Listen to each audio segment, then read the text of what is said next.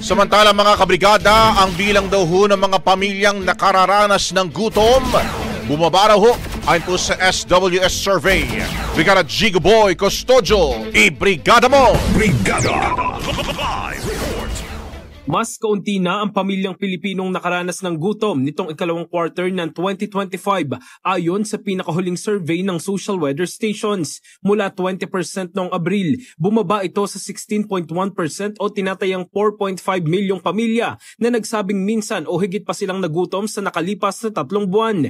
Pinakamalaking pagbaba ang naitala sa Mindanao kung saan mula 25.3% ay bumagsak sa 9.7% ang bilang na nagugutom. Bahagya rin bumaba ang insidente ng gutom sa Balan, Luzon, ngunit bahagyan tumaas sa Metro Manila at Visayas. Sa kabuuan datos, 12.8% ang nakaranas ng moderate hunger, habang 3.3% naman ang nakaranas ng severe hunger. Bumaba rin ang antas ng gutom sa parehong mahirap at hindi mahirap na pamilya, pati sa mga nagsabing sila ay food poor. Isinagawa ang survey noong June 25 to 29, 2025 sa 1,002 katao mula Metro Manila, Balan, Luzon, Visayas at Mindanao na may plus-3% margin of error sa national level.